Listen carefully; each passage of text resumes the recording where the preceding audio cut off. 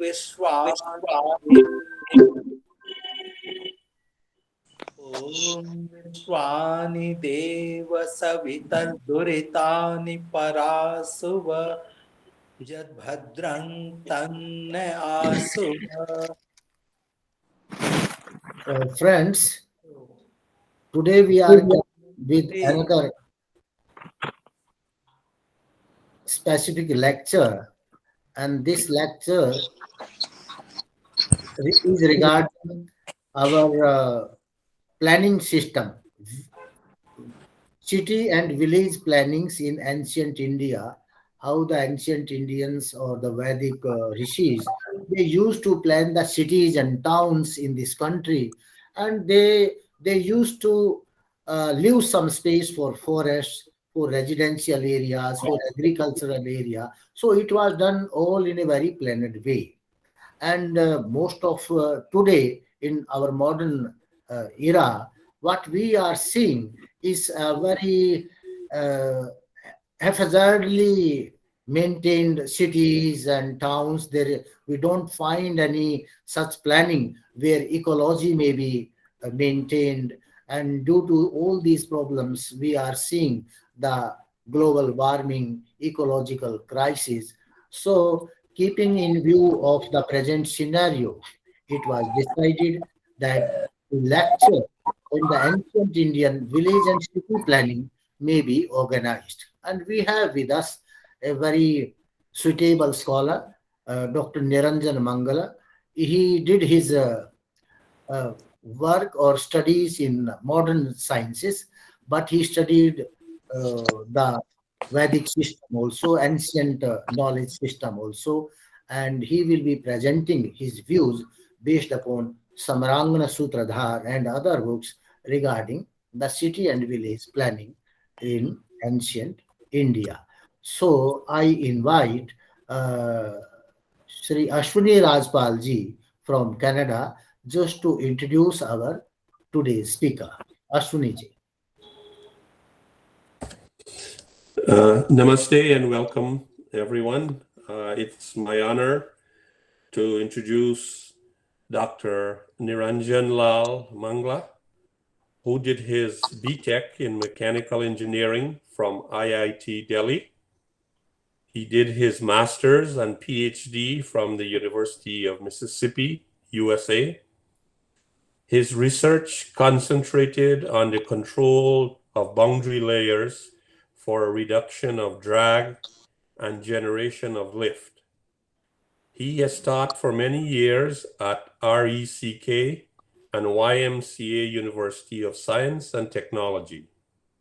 Niranjanji studied the Shadagas, including Panini Vyakaran, astronomy, six darshanas, Satapatha Brahmana, from eminent Vedic scholars in India. He also studied Samarangana Sutra Dhara, Rasa Sastras, Bharatnatyam. He is trying to revive the ancient science of air and spacecrafts at present.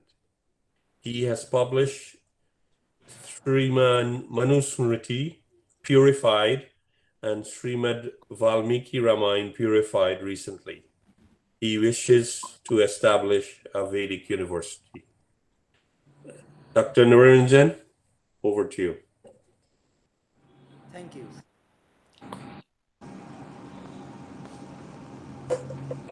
Please accept my greetings. The friends in India and abroad, please accept the Indian Republic Day greetings.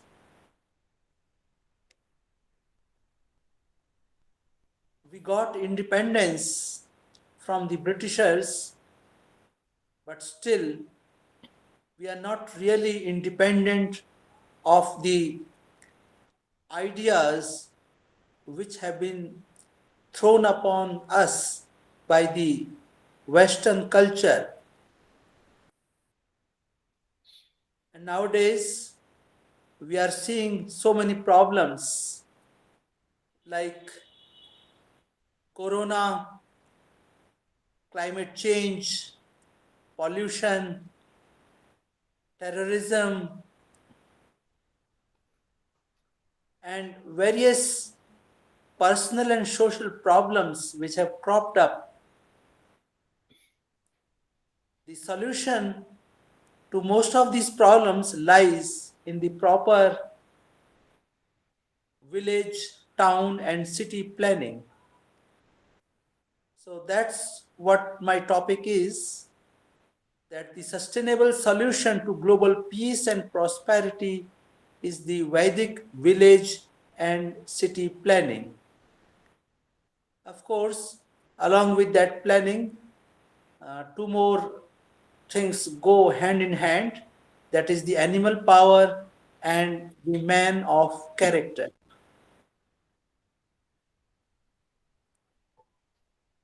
So I start my talk now. If we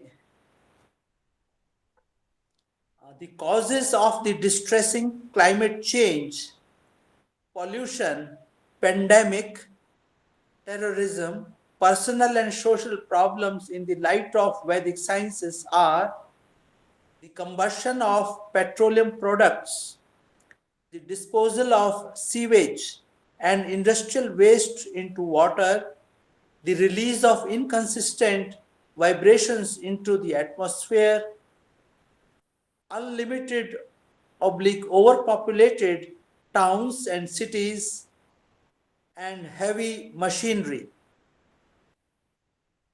Living in self-dependent, properly sized sectors, what we call as villages, surrounded by forests, the use of animal-powered small machines, and the man of character, why the Vedic education solve all these problems.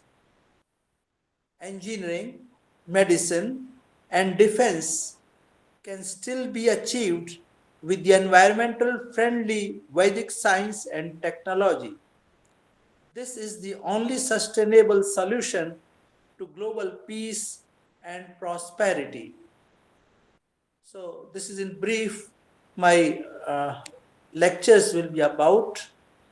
Now, in the first phase, I discuss the causes of climate change, corona, violence, which may be in the form of terrorism or wars or road accidents, etc., and the causes of the personal and social problems which man is facing these days.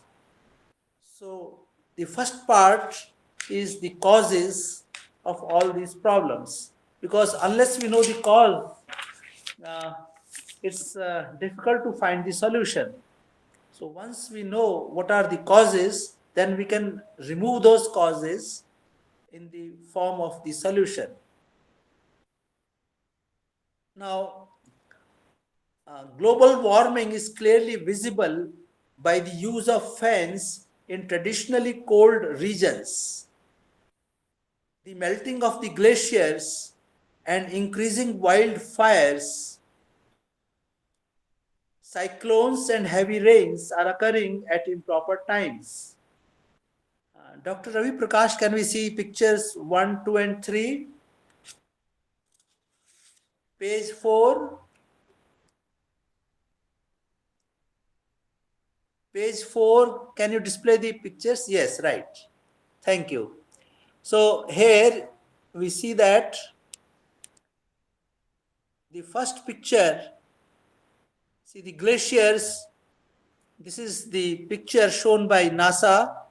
So there was a glacier before and now it has melted into water. So we don't have that glacier at present. And so many glaciers all over the world are melting every day.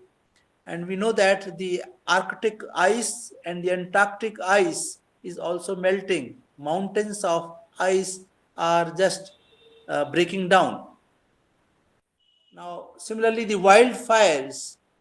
So many wildfires are taking place in US, Canada, Australia, etc. And thousands of acres of this forest area has been burnt. Similarly, if we see here the cyclones, so this is the picture of cyclone Maha 2019, and every year now we are experiencing these cyclones quite often. So that is a sign of climate change.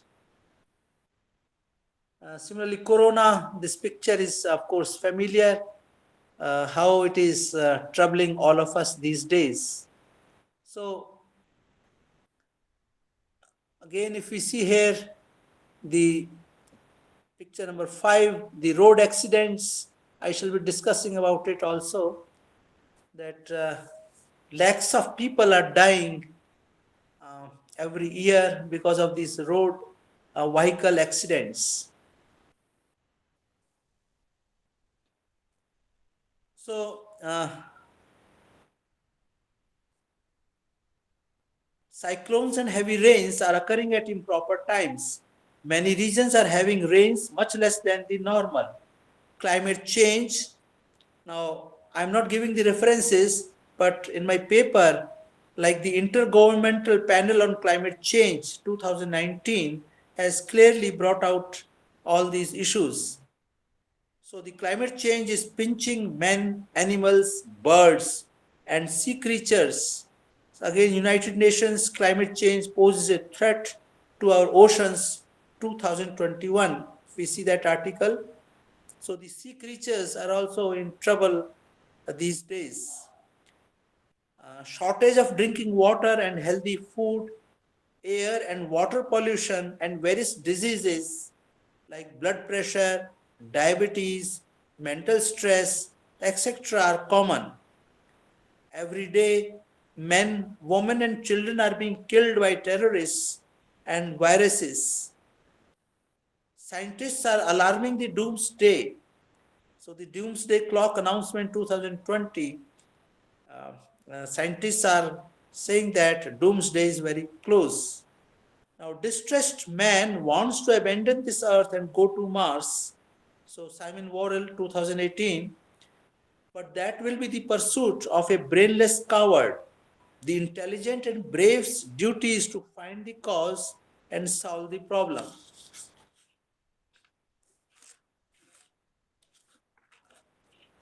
Now, let us see what are the causes of climate change and pollution. So, the global warming, why there is global warming? Now, more than 100 million barrels of petroleum products are being consumed daily in the world. So, this is the report from the International Energy Agency, Oil Information 2019, that 100 million barrels of petroleum products are being consumed daily. And most of these, around two-thirds portion, are being burnt as petrol, diesel, aviation fuel, etc. in cars, trucks, ships, and aeroplanes, etc. Now, 1 liter of petrol or diesel liberates around 35 megajoules of energy on complete combustion. So, all of it directly in the form of heat or indirectly in overcoming friction or drag goes into the atmosphere. Therefore, every day 37 into 10 raised power of 10, that means it's around 37,000, you can say 610, 37,000 billions of megajoules of energy is being released into the atmosphere. And this is equivalent to 89 megatons of TNT, or around 5,911 Hiroshima bombs being exploded daily. That means so much energy, when so much petrol or diesel is burning, that is equivalent to explosion of around 6,000 Hiroshima bombs daily. Thus, the atmosphere is getting warmer every day. Our Earth is not directly open to space to dissipate this amount of heat. It is surrounded by dark matter as per the Vedic sciences, and I have written a paper on that. You can see there. That means we are surrounded by dark matter all around. And modern findings also prove it, like Charles 2019. Therefore, the Earth's temperature has risen by 0.08 degrees Celsius per decade since 1880, and the rate of warming is more than twice that. It's 0.18 degrees Celsius per decade since 1981. 2020 was the second warmest year on record. You can refer to NOAA National Climate Report 2020. Now, second cause of the climate change and pollution is the excessive use of oxygen. See, 1 liter of petrol or oblique diesel requires around 2.5 kg of oxygen for complete combustion. One can refer to the any engineering book like Rogers and Mayhew. So 100 million barrels of petroleum products which are being consumed, they consume more than 2.33 into 10 raised power of 10 kgs of oxygen daily. So the trees with the continuous reducing forest cover, that means it's around 23 trillion kgs of oxygen being consumed daily. 23 trillion kg of oxygen being consumed daily. So the trees with the continuous reducing forest cover cannot compensate for this loss, especially in the local polluted areas. Though the global oxygen level as on 15 November 2021 is 0.06% less than that on 13 December 1990, one can refer to the oxygenlevels.org. It has adversely affected the ozone layers in the atmosphere. Like high intensity of the sun rays in winter, at least in Faridabad, Haryana, points towards that.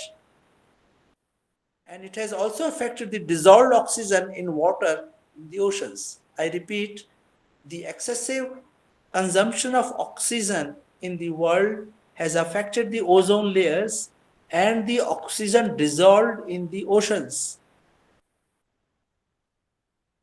Why? Though the scientists consider the air pollution responsible for the ozone depletion, the oxygen concentration in the atmosphere also affects it. The nature wants to keep the oxygen level in the atmosphere almost constant, as is evident from the report from oxygenlevels.org, for the safety of its inhabitants. The loss of oxygen in the atmosphere is compensated by the oxygen in the oceans or the ozone layer. Ozone is basically oxygen, O3. As a result of holes in the ozone layers, many processes taking place in the environment are getting distorted. Harmful rays come to the Earth's surface, cyclones and untimely rains are the result. Reduced level of oxygen in water leads to the destruction of marine life. One can refer to nationalgeographic.com. Oceans are losing oxygen. So far I have explained that the reason for climate change, number one is the global warming, and number two, the excessive use of oxygen, and the culprit is the use of the diesel oblique the petroleum products. Now the third cause of the climate change and pollution is air pollution.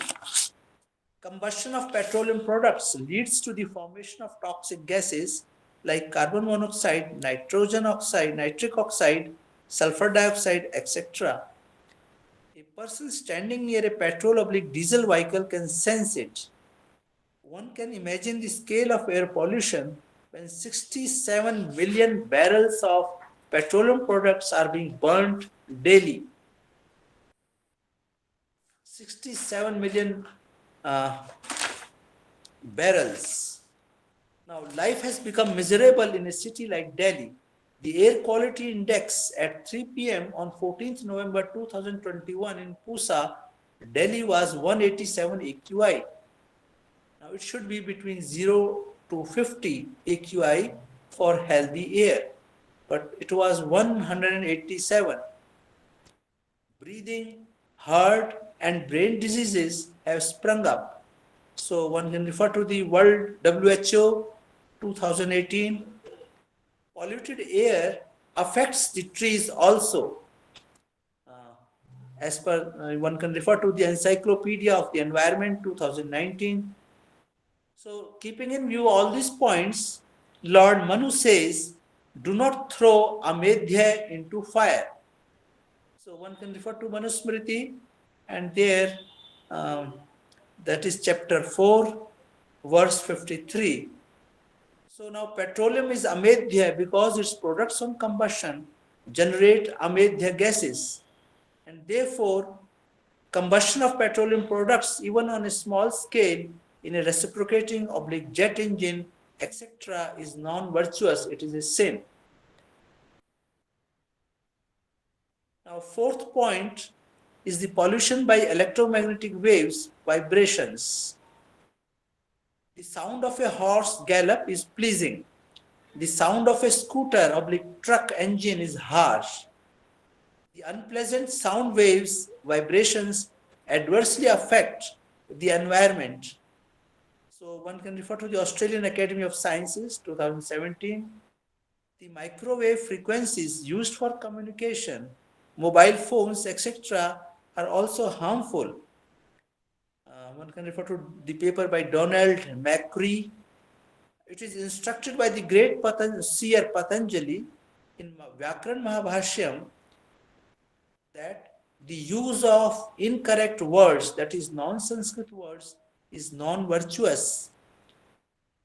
Now the waves, vibrations generated by the use of Sanskrit words are in tune with the environment and the structure of the universe.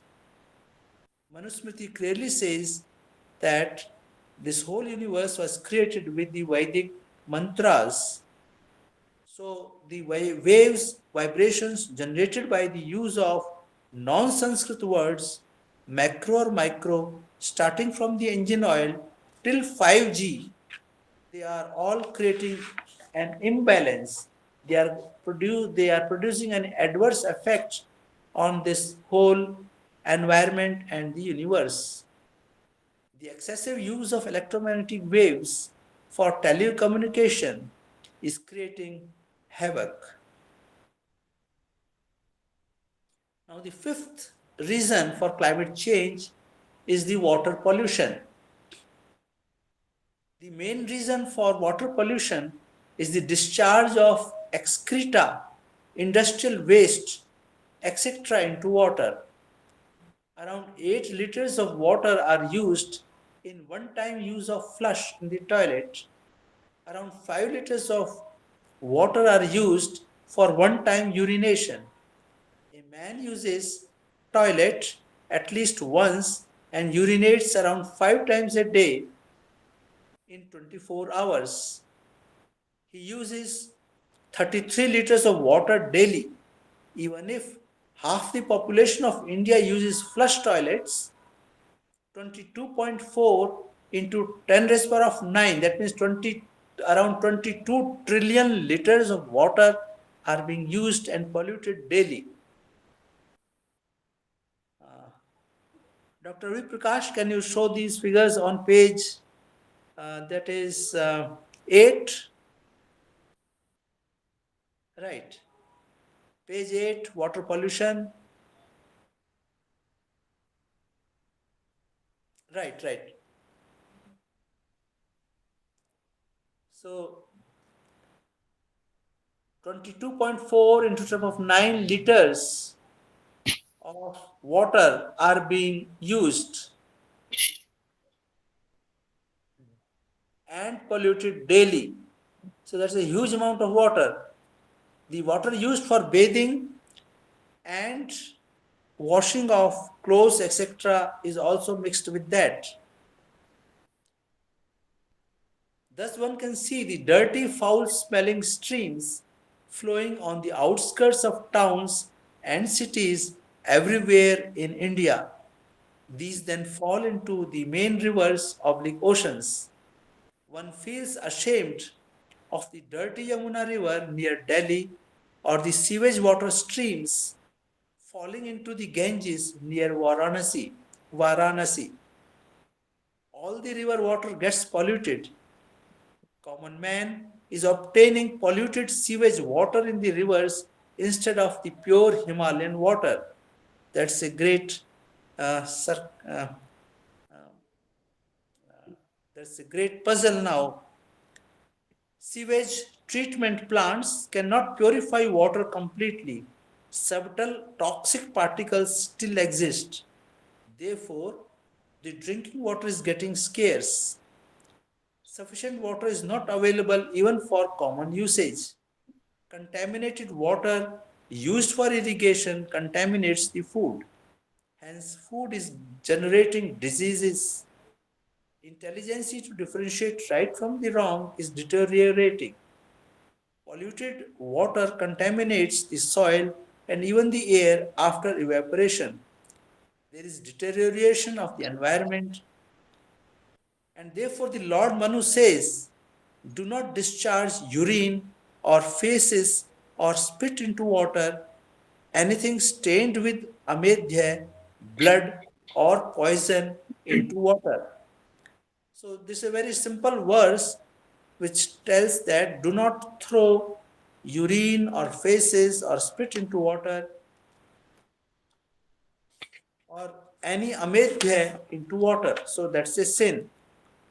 So because we are not following this rule and polluting the water, so the problem is right in front of us. Now, the sixth cause of the climate change and pollution, the chemical fertilizers and pesticides. As per the Food and Agricultural Organization of the United Nations, the world consumption of the three chemical fertilizer nutrients, nitrogen, phosphorus, and potassium, is estimated to reach 200 billion kgs. So this is Food and Agricultural Organization of the United Nations, 2017. Now this degrades the soil and pollutes water, air, and food. One can refer to the paper by Serpil 2012. Similarly, chemical pesticides are being used in large quantities. They are endangering the environment and the health. Now, the seventh cause of climate change and pollution is the deforestation. Deforestation and forestation degradation continue to take place at alarming rates, which contribute significantly to ongoing loss of biodiversity. Between 2015 and 2020, the rate of deforestation was estimated at 10 million hectares per year. This is Food and Agricultural Organization of the United Nations report 2020. So this has a serious impact on the environment, and one can refer to the World Wildlife, the effects of deforestation 2021. Forests are a great carbon sink and emitters of oxygen. So deforestation means we are reducing the carbon sink and reducing the emitters of oxygen. So I'm speaking from my side, but I hope the audience is understanding my points. Is it okay? Yes, yes, yes. You're getting all these points? Yeah, very much. Thank you. So I again uh, tell in brief that the main causes of climate change and pollution are global warming, the burning of global warming, the air pollution, the water pollution, the chemical fertilizers, and the excessive use of oxygen. And the main culprit is the use of petroleum products in millions of barrels being burned daily. And apart from that, the second culprit is the use of water in the toilets, uh, which is again consuming millions of liters of billions of liters of water, and which is getting polluted and waste being wasted. And of course, the chemical fertilizers and pesticides are also uh, a cause, along with the deforestation. So the main causes of climate change and pollution have been discussed.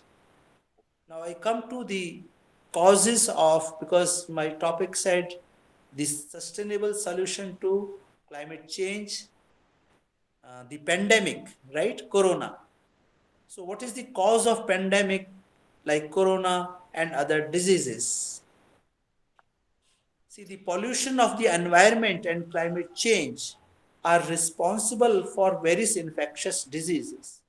See, when the air and water they have been polluted, so the insects or the worms and the viruses, they can easily breed. And this is the World WHO report, Climate Change and Infectious Diseases 2020. So the various coronaviruses, etc., uh, they come up because of the climate change and pollution. Insects, worms, and viruses breed in dirty water and polluted air. Climate change stimulates their growth. The immunity of living creatures decreases with the climate change.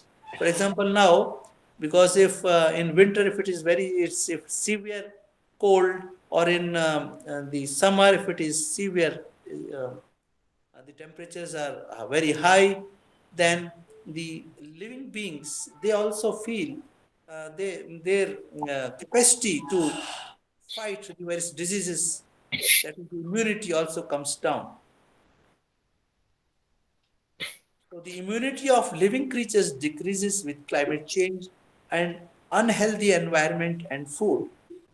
Though it is a matter of investigation, it appears that the abundance of electromagnetic waves being used for telecommunication is also helping in the generation and nourishment of the viruses like corona. See, as per the Vedic sciences, there are so many minute creatures which are living in air, and viruses are also one of them. And we call them Rakshasas. Basically, viruses are Rakshasas. So, uh, like because of the electromagnetic waves, many birds have disappeared from our locality.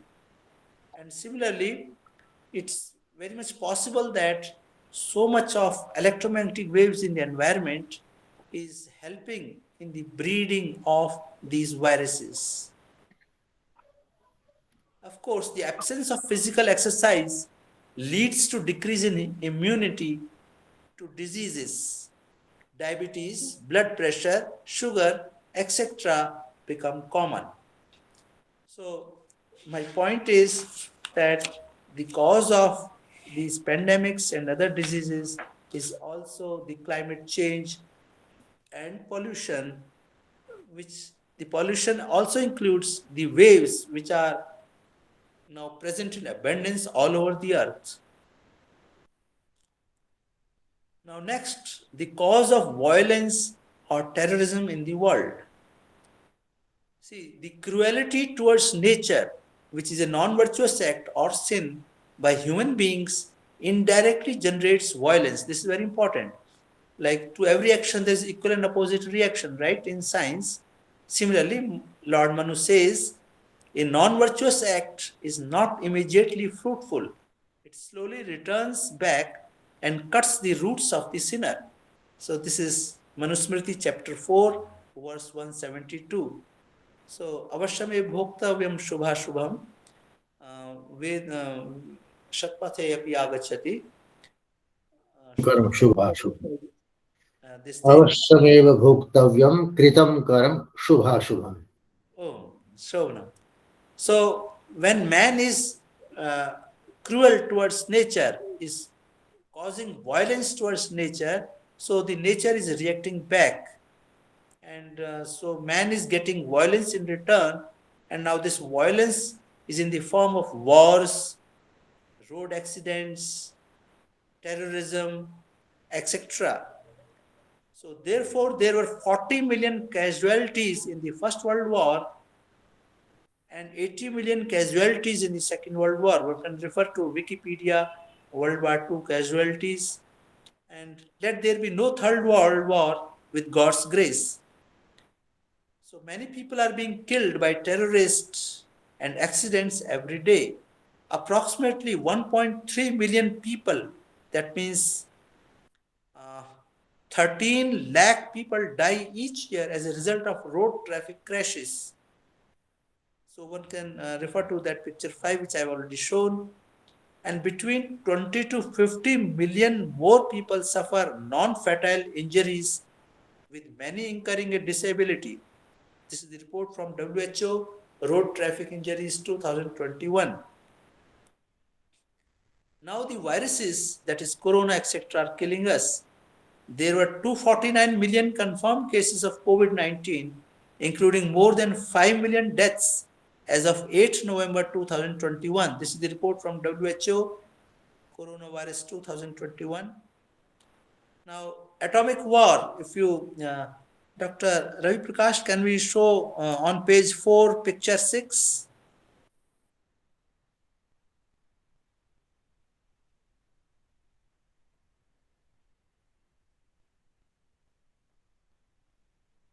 Right. So, if you see here, an atomic explosion taking place, and this was the explosion that took place in Hiroshima, and many more powerful atomic explosions are taking place nowadays. So, the nuclear weapons are frightening us every day. So, one can refer to the International Committee of the Red Cross. Nuclear weapons, an intolerable threat to humanity. So, the violence towards the environment and humanity in the form of abortions indirectly generates violence. See, millions of abortions are being approached. This is around 10 lakh abortions were approached, accessed in India itself just in 1 year. So, the violence towards nature and human beings is indirectly generating violence in the form of wars, terrorism, road accidents, etc. So, and one can easily feel this because in Syria, so many people were killed. Now, why? Because their economy is based on petroleum products. So petroleum products directly is polluting the atmosphere, and therefore that nation experienced huge violence in the form of a civil war. Now next, I go to the cause of personal and social problems. Power operated heavy machinery, that is industrialization, this indirectly includes automated machinery and computers, has thrown the hand-skilled labor out of job. One can refer to the paper by Park Young-jin and Michael Peters. Jobless or underpaid villagers migrated to cities are facing all the below mentioned problems. So what are those problems? Oversized, overpopulated towns and cities have generated many personal and social problems like accommodation, availability of healthy and nourishing food, milk, grains, vegetables, etc. Distance from the natural environment has given rise to mental stress, anger, greed, etc. Insecurity, social problems like theft, oppression of the woman, like eve teasing, rape, extramarital relationship, etc., and many other crimes. One can refer to the paper by John Braithwaite, 1975, have come into existence. Reason being, the residents of oversized and overpopulated towns and cities lack intimacy and personal contact. Administration and control are also difficult. The causes of the problems of orphans and widows are accidents, wars, diseases, and terrorism. The problems of aged persons now, so this is clear from the old age homes all over the world. So even in India, in all cities and even in towns, we have old age homes. So that problem of the aged persons has come up. Similarly, corruption. Corruption is hollowing the nations, and corruption is a big problem all over the world.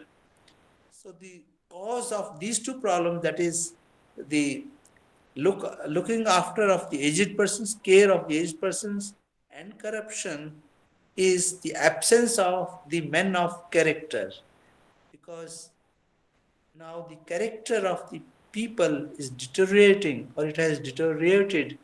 So in the absence of the men of character, both these problems have come into existence. The main causes of the climate change, pollution, pandemic, corona, etc., violence, terrorism, etc., and many personal and social problems have been thus discussed in brief. And one can refer to the various references which I have given in this paper and do logical extrapolation for detailed insight. Now, the solution to the above problems needs the basic framework of the village, town, and city planning, and this I will discuss in the next lecture. That the solution to these problems lies in the correct village, town, and city planning. So far, whatever I have discussed, the causes of the various problems which humanity is facing, the world is facing.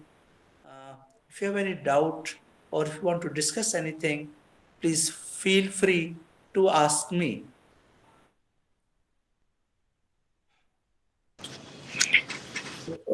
Thank you, Dr. Niranjan ji.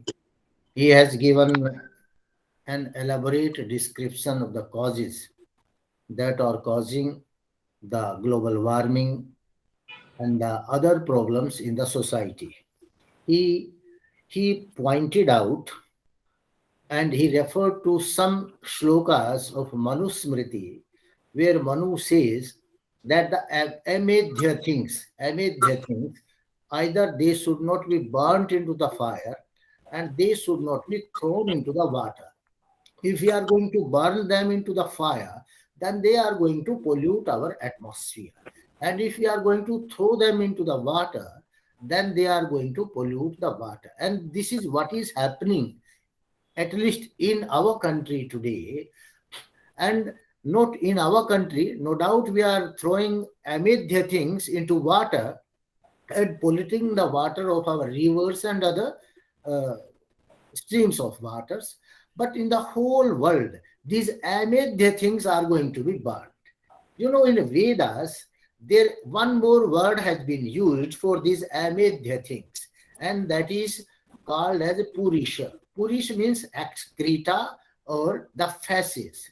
So the word is Purishagni. Purishagni, what all these fossil fuels, they are known as Purishagni, or the energy created by these fossil fuels, that is known as Purishagni or Purish. So this Purisha, In Katha Kapishthal Samhita, it has been mentioned that ye agnayaha purishina avishta prithvi manu. And in the Rigveda also, there is a description yad akrandaha prathamam jayamanaha udyanta samudrat utava purishat. Means this purisha, this is going to be recovered either from the bottom of the sea or from the womb of the earth. So both way we find fossil fuels in the seas also as well as in the earth. And Mother Earth has covered all these amid the things, and the human beings, what we are doing, we are discovering them and we are utilizing them. Mother nature is so intelligent, it could find that these things should not be utilized. But we people, we the idiot human beings, we are discovering them and we are utilizing them. So we are going against the nature. In ancient Indians and Samrangana Sutradhar, Dr. Niranjan, he will also talk about. And there are mentions the shears they were going to use the solar energy or geothermal energy for their uh, just to utilize or for their any use. Even the aeroplanes in Vrihad Vimana Shastra, it is mentioned that they were being solar energy operated aeroplanes were there. So all the causes that are going to be detrimental for the health of humanity at large on the earth, we are just utilizing those facts unknowingly or knowingly, or out of some greed or just in the name of progress. In fact, we are digressing and we are creating for ourselves a doomsday type of situation. So he has elaborately given all the causes that are going to create problems, environmental as well as other problems, and even the human nature he described. Whatever act we will do, they are going to have consequences, if not shortly, in the long run. So whatever is we are finding in nature, the climate change and all these things, these are the result of the human activities. जैसा कर्म हम करते हैं वैसा ही फल प्राप्त होता है, ये ईश्वर का सिद्धांत है. So human beings, they must do such karmas as are going to be beneficial for them in future. So I think it's a very good lecture and enlightening one. He just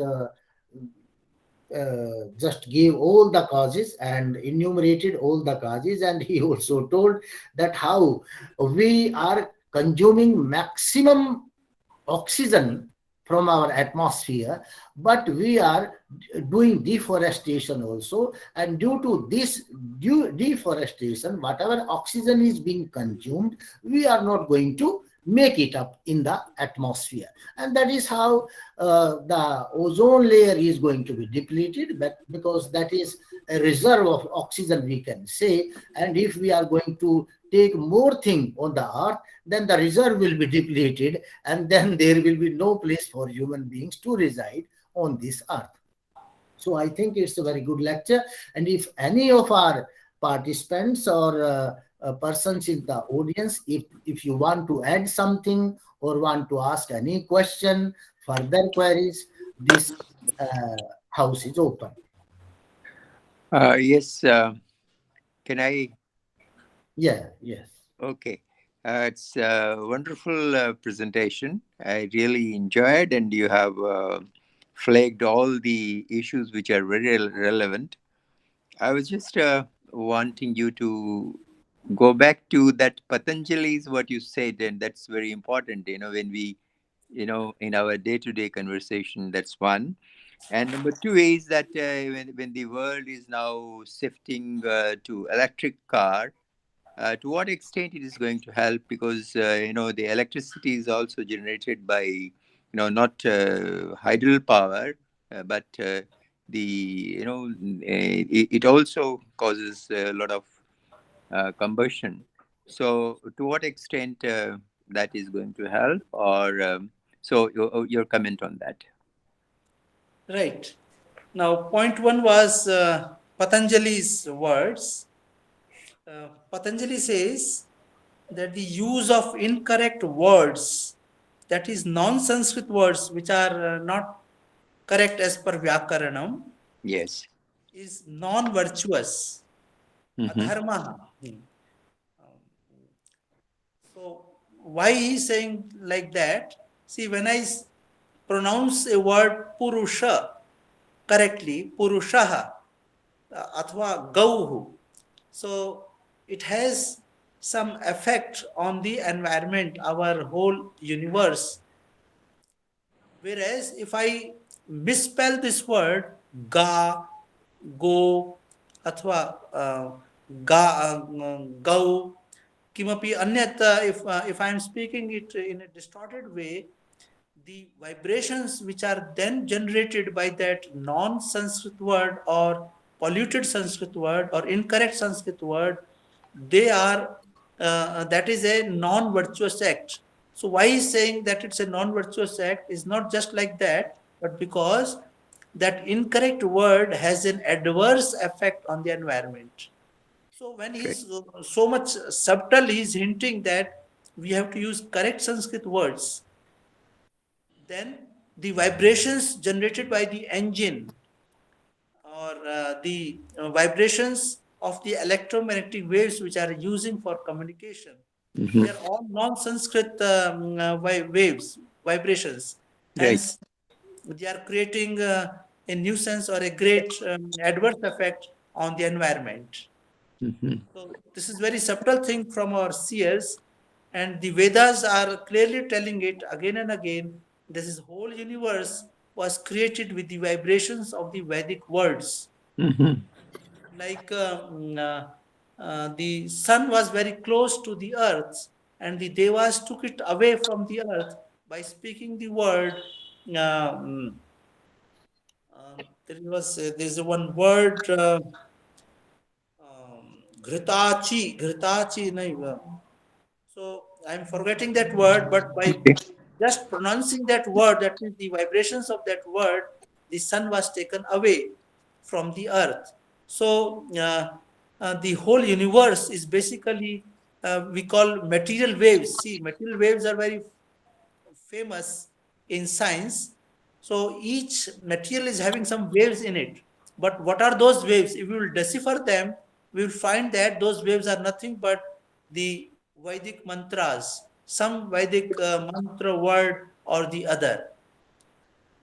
So that is from the Patanjali that I wanted to tell that all these 5G, 4G, these waves are creating a havoc on our environment. And Right. your second point was, excuse me, The second was regarding electric cars. right. So I'll be coming to the end and Okay. discussing that the sustainable solution. See, the electric cars may be a temporary solution Mm-hmm. to this pollution or excessive use of oxygen, but in the course of time, the solar powered energy or the electric cars, they are not going to help us. Why? That I'll be discussing Okay. at the end. Right. Thank you. Thank you. So nice of you. And a word over regarding your Vedic university, where you are going to set up and what's the status right now? Right, thank you very much.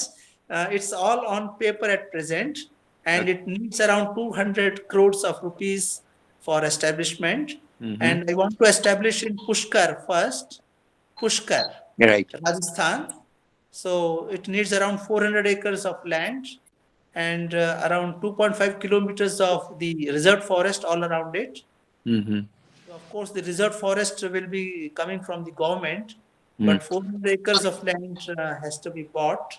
Mm-hmm. So now I have finished my three projects of Ramayanam and Manusmriti and this write-up on the Vedic village.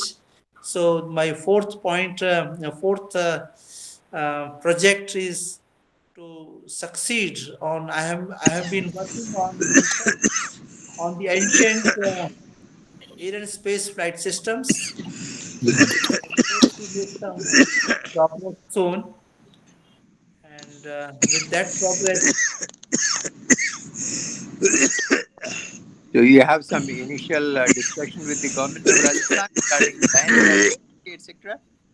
excuse me. Did you have some dialogue with the government of Rajasthan for land availability, No, etc.? yeah, I had their secretary, one of their secretaries is a friend of mine, Okay. and he's ready to help in all ways. But I thought that I should have at least 100 crores of rupees with me, initial fund, Hmm. so that I can then proceed further.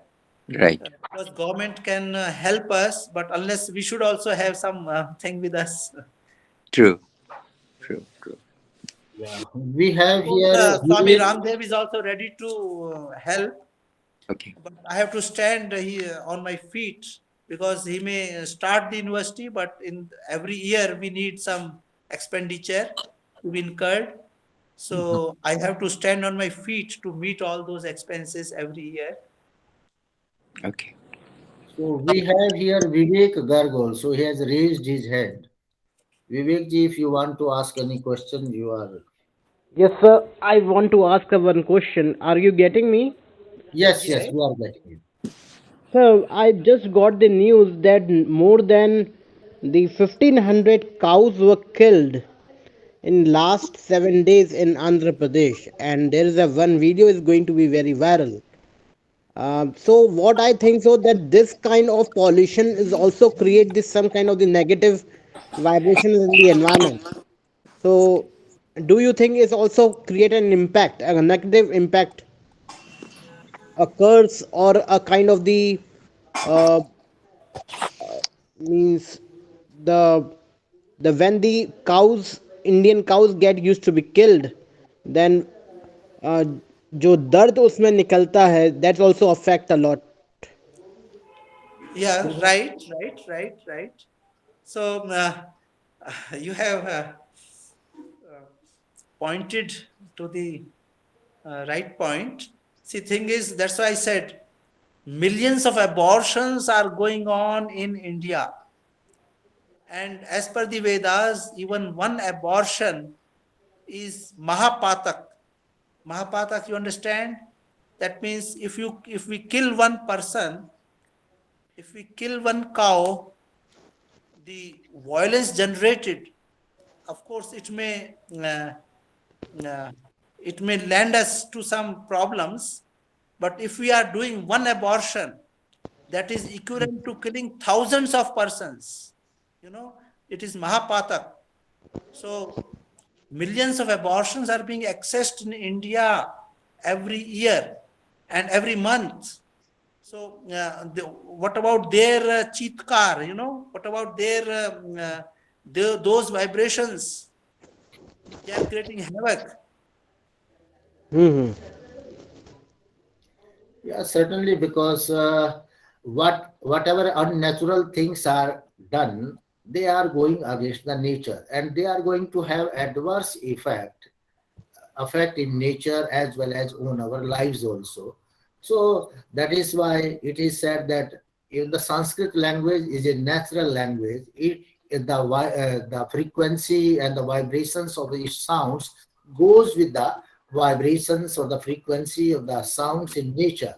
So these are the natural things, and other languages they are known as Malech languages, because they don't have their vibrations, the vibrations of their words attuned with the nature. And similarly, if we are going to kill something, killing is also against nature. So if we are going to kill a human being or kill a cow, or not even a cow, if any animal we are going to kill, that is unnatural. And whatever that pain is created, that pain is also against those vibrations or the frequencies of the nature, and that is going to have an adverse effect on our lives and the environment too. And if the environment is polluted, then our minds will get polluted. And if our minds get polluted, then the whole human body gets polluted. And we won't have those sanskari, good human beings, but we will have uh, the class of terrorists, the class of murderers, the class of the thieves will be created on this earth, and there will be a havoc all around.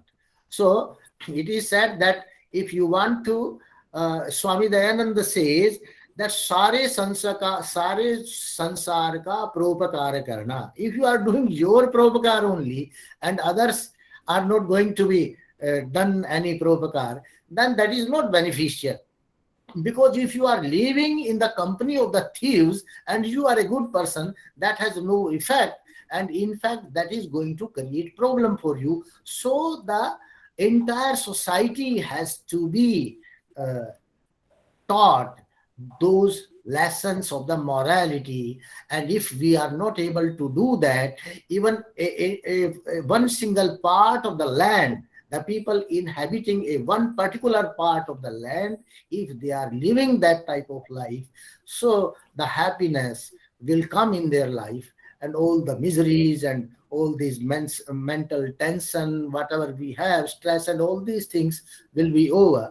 So the Vedic way of life, is the natural way of life. Ved is not something, any religious thing or communal thing. Vedic means natural. Vedic means what is scientific, what is knowledgeable, and that is going to have its lasting impact on the whole earth, in the whole society, and in the whole environment. And if the human beings, they are not going to follow it, they will certainly suffer. So if anybody else want to ask any question or have his opinion, Uh, I'm having the another question for the Dr. Ravi Prakash ji. yeah, That's that if this such accident is going to be happens, means whatever the bad activities are going on, so it's yeah, a duty of on the Vedic uh, gentlemen also that they have to protect them. If yes, we if we'll not do our part, then who will take care?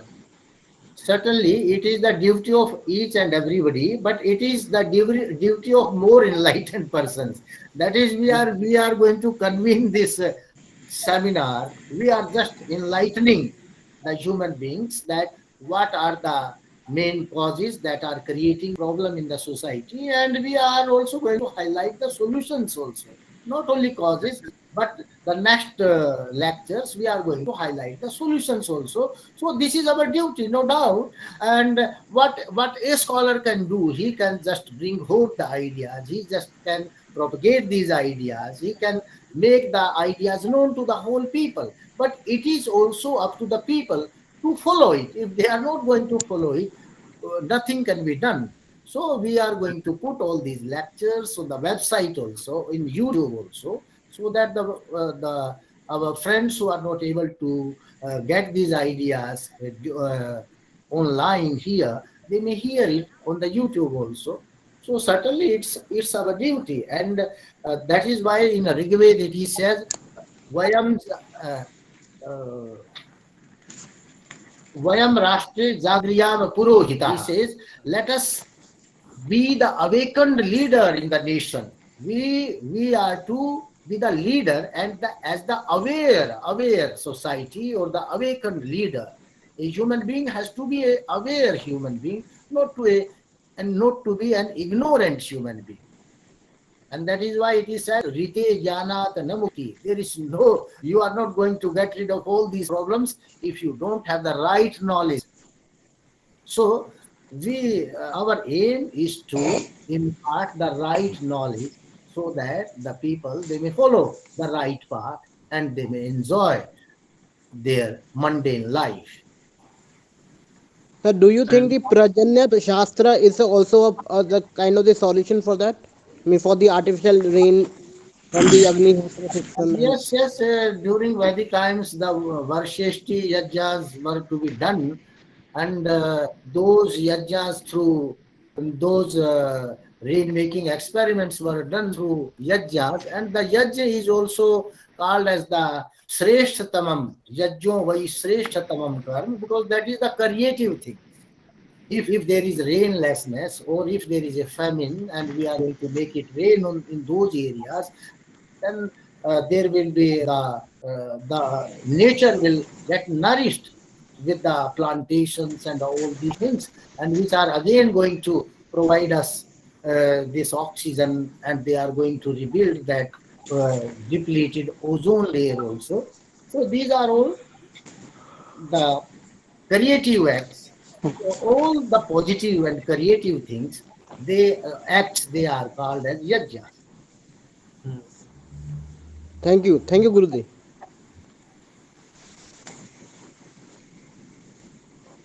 So anybody else? Because many friends are very curious, and the house is open. Our speaker is also here.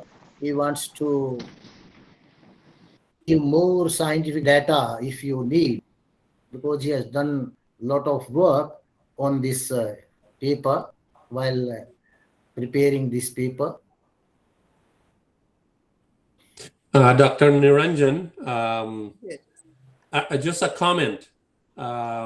We out here in the west coast of Canada, we have a new terminology. It's called atmospheric river, and that came about because in November we had so much rain coming down at one time that this is something that has never been seen before, and it's caused lots of flooding.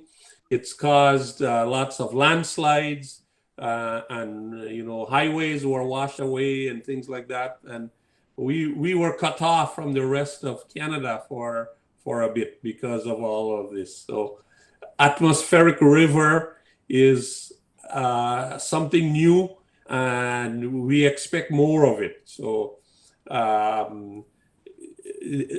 this probably is something you have studied about. Have you heard of it or anything? Right. In the Vedas, Samudra, the other name for this atmosphere, that is Akash, is Samudra. Samudravanti apo asmat. So we have this water, though it's not visible, but it's present uh, in various forms in the atmosphere, and therefore it is called as Samudra, Samudra in Sanskrit. Similarly, in the In, space, in the yeah. Antariksh, In the Vedas, all the names of this Samudra, they pertain to the Antariksha, in fact. Antariksha. Antariksha Namani. so Antariksh is full of sublime water. We call it up. So the present science also is coming towards that our space is full of up, very subtle form of water. So if suppose there is a climate change, or there is a distortion because of the global warming, or like excessive use of oxygen, then that water which is already present in the atmosphere in subtle form or in space, that gets precipitated, and that balance is disturbed. So it may not be that we are having some atmospheric rivers, but these atmospheric rivers are temporary phenomenon which are created because of this environmental change or climate change or pollution, etc. Or even the Certainly, waves, the electromagnetic waves, the for used for communication. certainly this whole, universe is three-tier. one Prithvi, Antariksh, and Dyulok. All these are interconnected. If you are going to create a problem on Prithvi, then certainly this Antariksha will also be affected, and the Dyulok, there will also be the problems. So the whole things, the entire thing is interconnected. And if we are going to create disturbance at any point, at any level, then the entire system is going to be disturbed, and that is going to cause havoc for us and problems for us. So it is all interconnected. That is why the Vedic way of life is the natural way of life. We are not going to disturb the nature, but we are going to follow the nature in its proper form.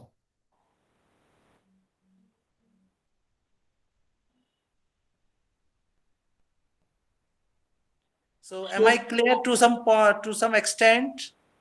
Yes, yes, yes. Yes, I think so. Yes. So if anybody else wants to have any question or query or comment, welcome. Yes, sir. May I? Yeah, Ram Singh ji. I belong to a farmer's family. And in my childhood, I experienced my grandfather's and mother's lifestyle.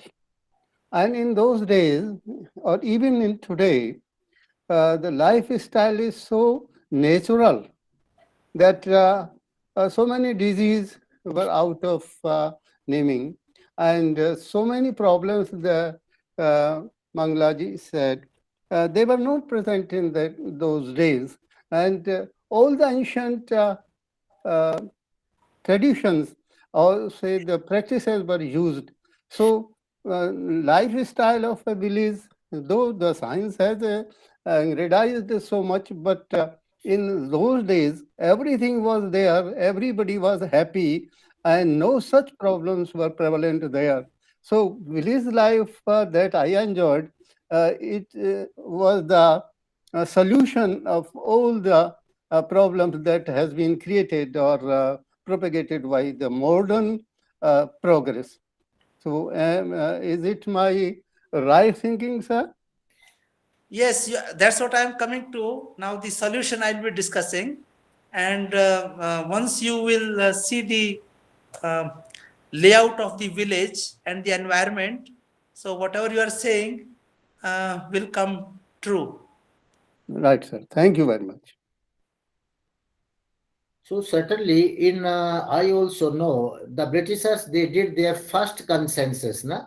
This population counting in 1881, and during that consensus it was found that out of five only one person was ill, four persons were healthy. But these days, out of five, I think all the five persons are not healthy. Everybody will be having some type of pill or other.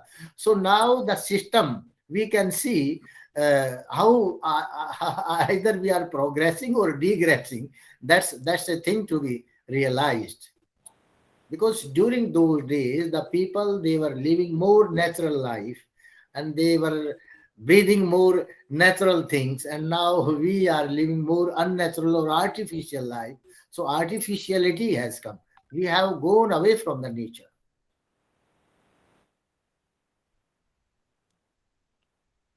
Should I now proceed to the solution? Yeah, yes. All right. Solution: Vedic village and city planning. As I said, to solve these problems, we need the proper framework of the village, town, and city planning. So that proper framework is being now discussed. So we are calling it Vedic village and city planning. Why? Because it is based on Samrangan Sutradhar, which has its roots from the Vedas, Vishwakarma. Now, as per Samrangan Sutradhar, Lord Vishwakarma tells Comforts, riches, special achievements, and offsprings are always dear to the people. Everything should be well designed to achieve it. This is the very first verse of Samrangan Sutradhar. Then in the consequent chapters, it tells the sizes of a village, city, towns, etc. So it says the width of the large city is desired to be 4,000 chapa, of the medium 2,000, and 1,000 chapa of the small city. Area of each city should be in the form of a rectangle whose length is 1/8, 1/4, or or half greater than the width, respectively. The division of a city has been suitably told. The diagonal of a town is said to be half of that of a city, and the diagonal of the village is half of that of a town. A town should be a yojan from the city, and so should be a village from the town. One village should be one gavyuti from a village. A middle-sized nation is said to be 5,384 villages. Now, basically, what I am telling is, you can refer to this picture. So here I have shown 5 villages.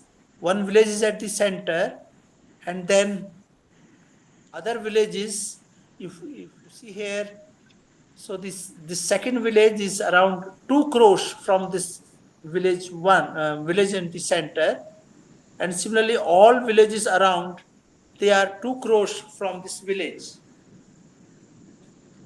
Now the size of a village is 1/4 of a crores, it is in width, and 3/8 of a crores in length. So in feet, it comes out to be excuse me. So the width is 2,000 feet and the length is 3,000 feet. Now 1 crores is around 2.5 kilometers. So there is a jungle of 2.5 kilometers all around one village. And similarly around every village. Now you see a green belt around this village, and this green belt is 800 feet. So 800 feet wide strip is there all around the village, and this is reserved for agriculture purposes, orchards, etc. Now, so once this layout is clear or is understood, we can proceed further. So if you see here, number of villages in a medium-sized nation is 5,384. And there is one town for every 40 or 16 villages. And the total number of cities in the whole nation is 7. Now we have 3 types of nations: small, medium, and a large. The large nation has around 9,154 villages. The smallest nation has around 1,500 villages. And of course, the medium size has around 4,000 villages. So the dimensions of this village are fixed. That means we cannot have a village smaller than this one. That means smaller, it cannot be smaller than 2,000 feet in width and 3,000 feet in length.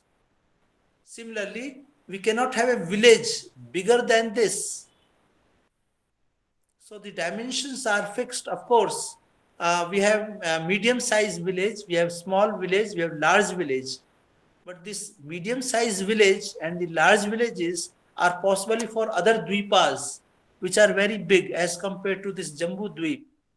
Because this Samrangan Sutradhar is not only for people or man living on this earth, it is also for the devas living in the heavens, or for the people or the men living in other dvipas.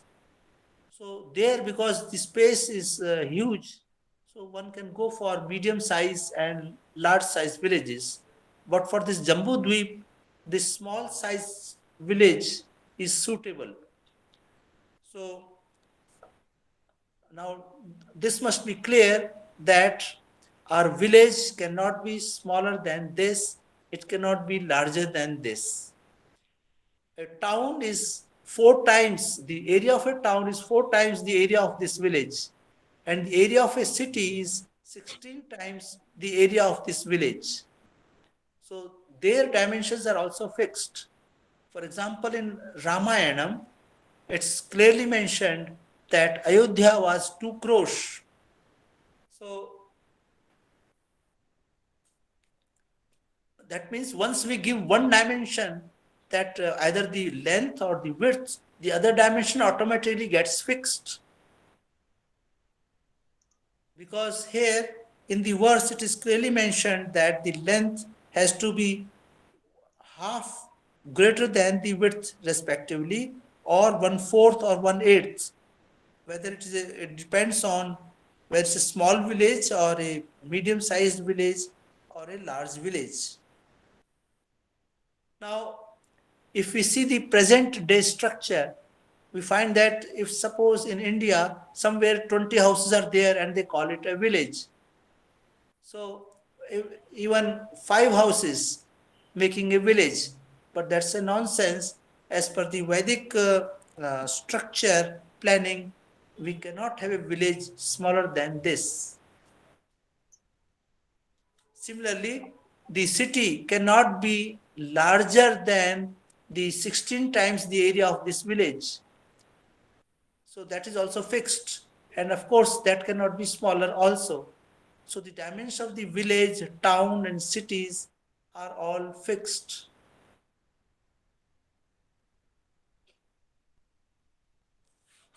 Now, the village, if we see the present day villages, we find the houses in a haphazard manner, roads, etc., they are not proper.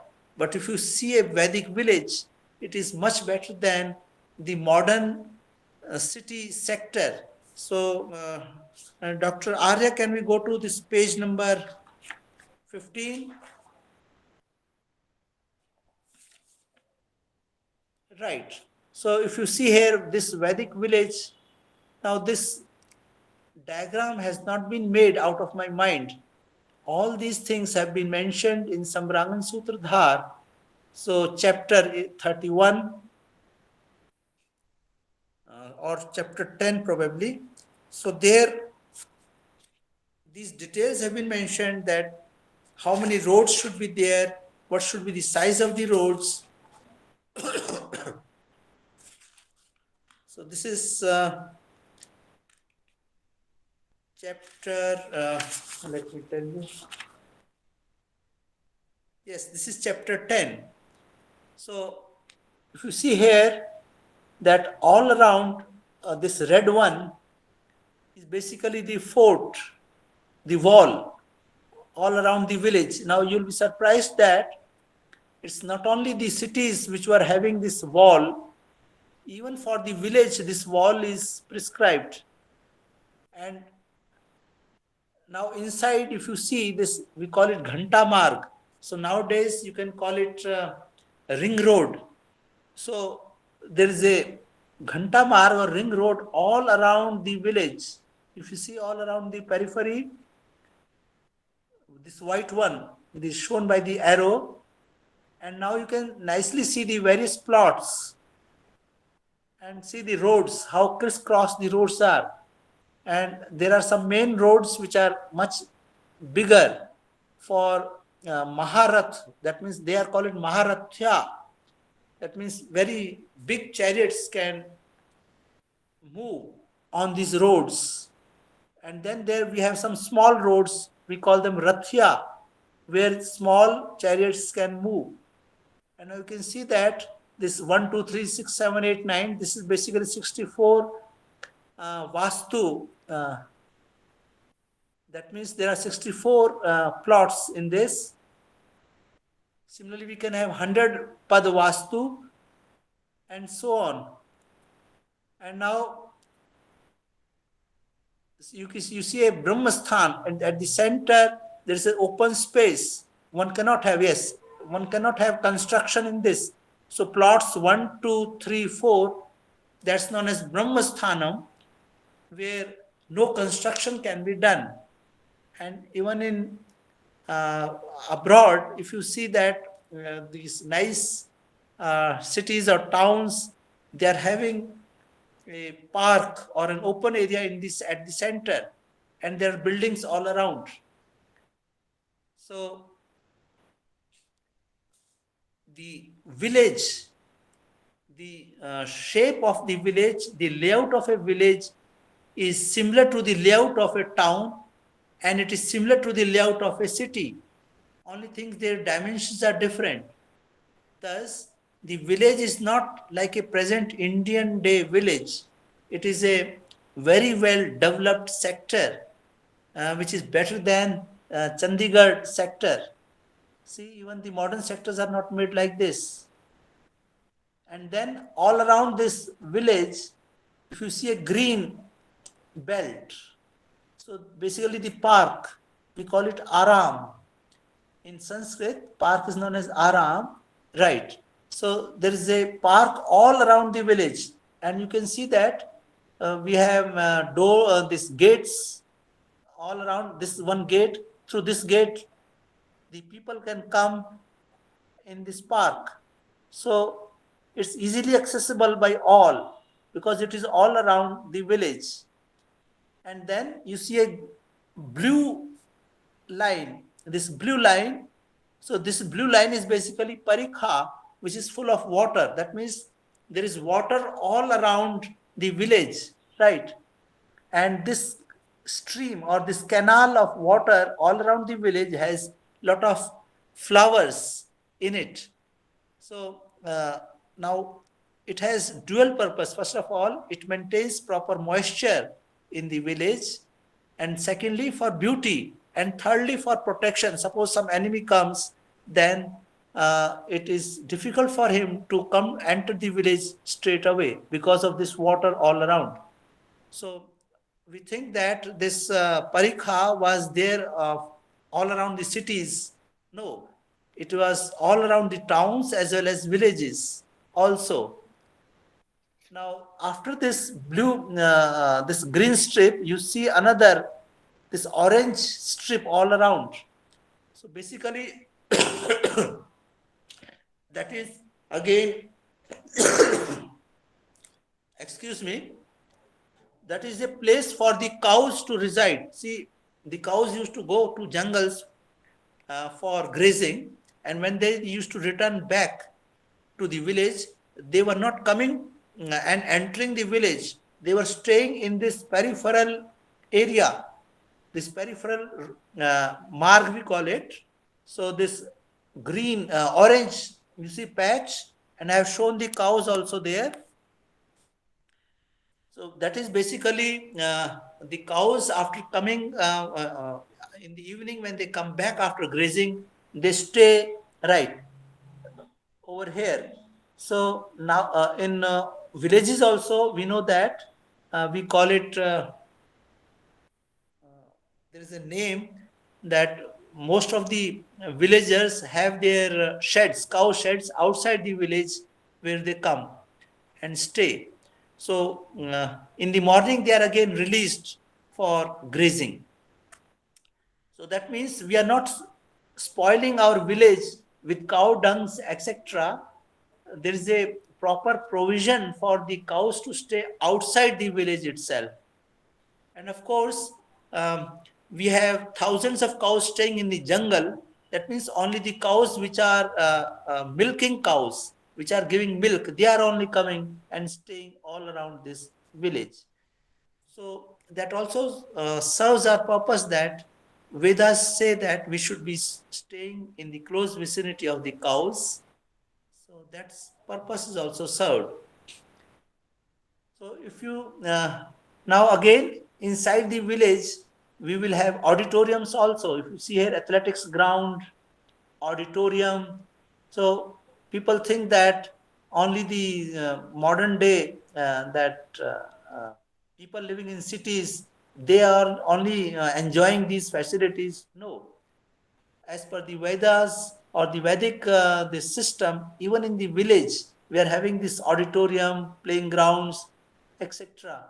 So that the it's only the name is village because it's a small sector, but everything else, all facilities are here. So, am I clear with the layout of this Vedic village? Yes. And that there has to be a space of 2.5 kilometers between two villages. And Dr. Arya, can we go to the previous figure?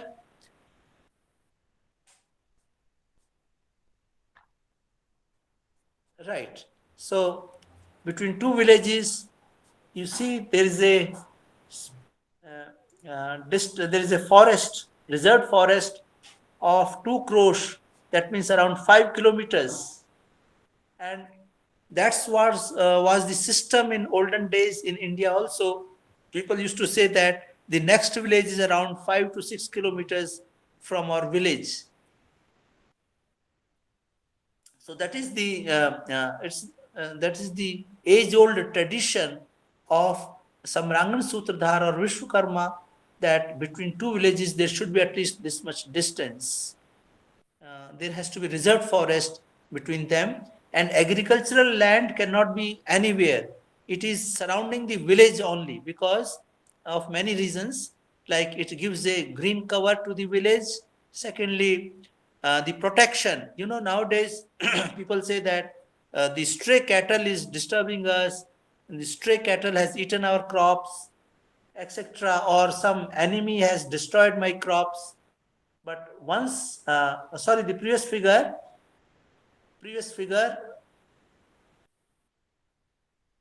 Dr. Arya, previous figure, yes, right. No, no, that green one, yes, yes. So now this agricultural land, if you see, is all around the village only. So the protection is easy because we can have bird, etc. So stray cattle, enemies, etc., will not create problems because it is under protection. It is all around the village. And then between two villages, there has to be a reserved forest of 5 kilometers. Similarly, now towns, because we can have only one town for every 40 villages or 16 villages. It's not that towns are in abundance. And as I have pointed out, Samrangan Sutradhar clearly says, Vishwakarma says that there can be only 7 cities in the whole nation, not more than that. So basically, we are having abundance of villages in the nation. And once again, the nation cannot be very huge nation like Russia or even in India. It's basically in olden days, India was a set of many nations. And the reason is this only, that the biggest nation cannot have more than 9,000 villages, and the smallest nation cannot have less than around 1,500 villages. Now, the reason is administration and control.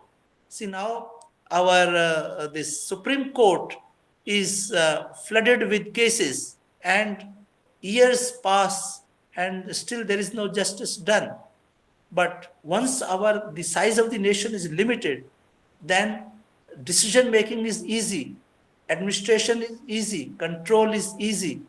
So that's very important for the optimal solution, that the nation cannot be too big. So China, Russia, America, basically America is again a united federation of states.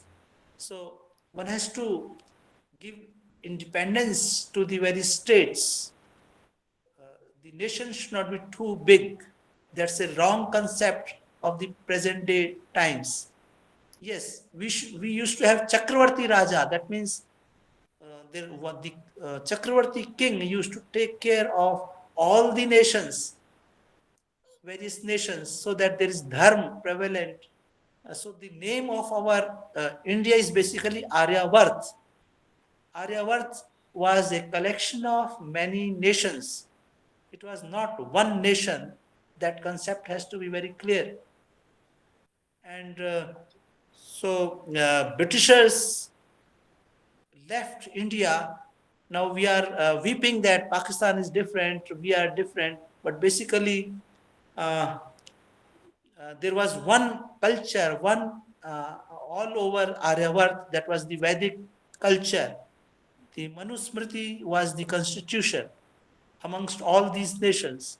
But it was not one nation, there were many nations.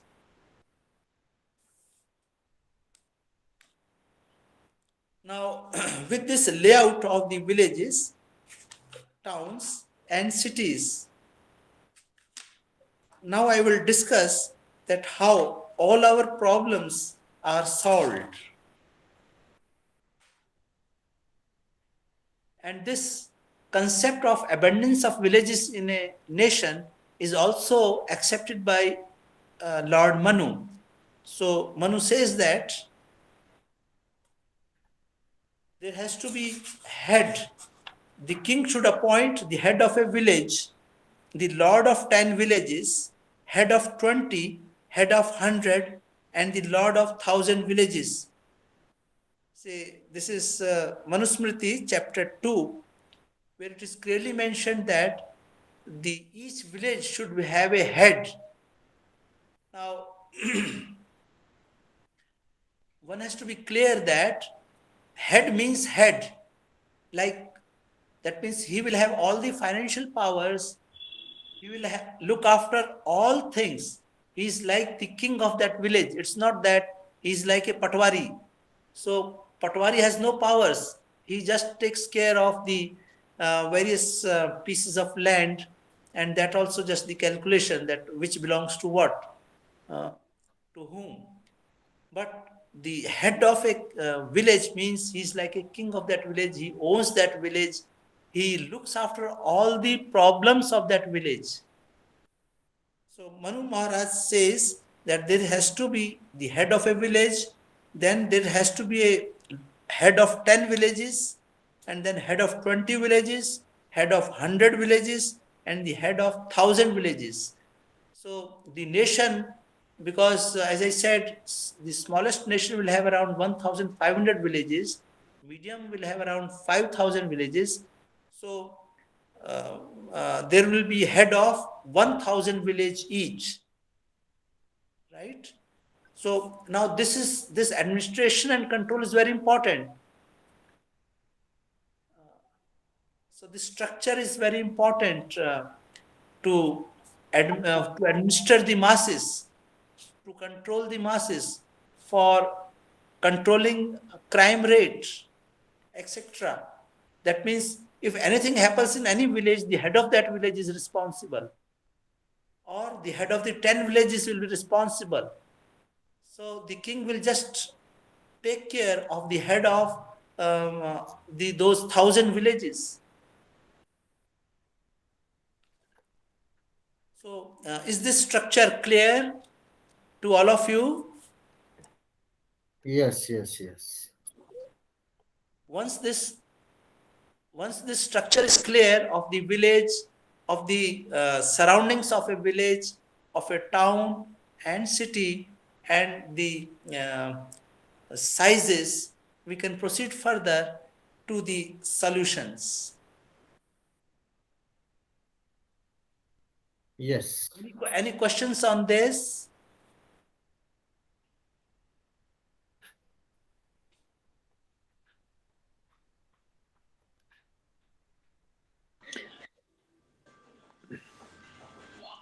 So I think no questions. We can proceed further.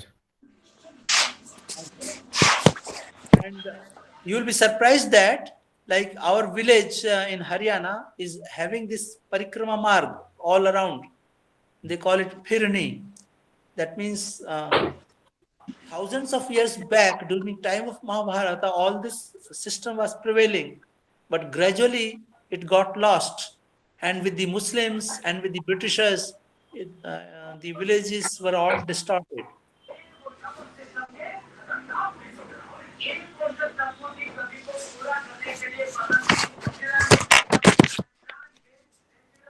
So, should I proceed to the solution?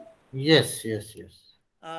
But tomorrow also we are having a lecture, right? Yes. From 7 to 9. I No, think I think tomorrow we can discuss the solutions right. That instead of how this setup solves yeah. all our problems. Yeah. We will discuss tomorrow, I think. So if you can tell some more scientific reasons behind this type of planning of the Right, villages, right. so that will be, I think, more Beneficial, will right? make the things more clear. Right.